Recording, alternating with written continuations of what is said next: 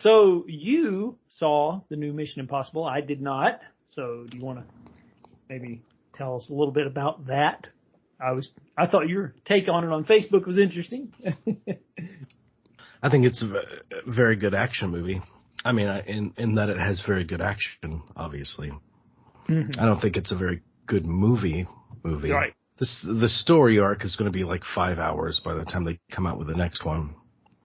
I don't know that the story is interesting enough to maintain that in terms of plotting. Mm-hmm.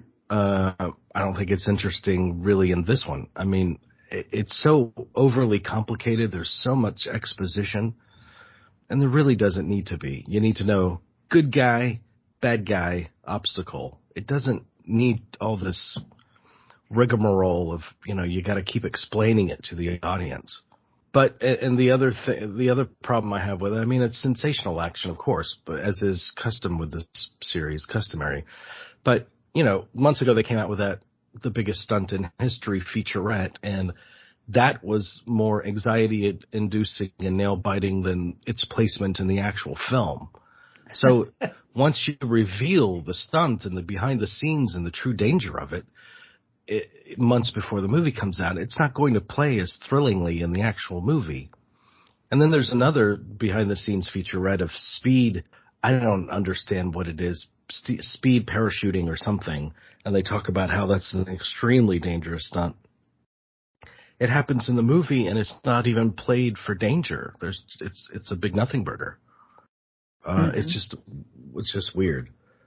But I like Tom Cruise. I like the fact that the women characters are all of a different ilk than usual for this genre of movie. Yeah. They do have a multitude of female characters, and they're not all relegated to love interests or damsel in distress, or they all can hold their own.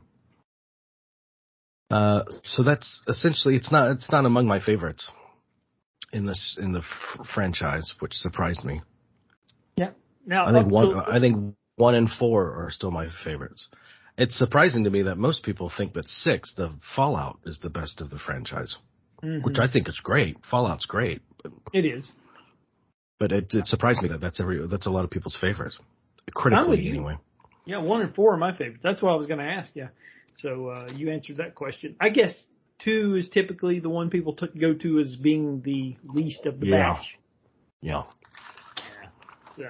But I mean, the franchise started off, his approach to it was so smart.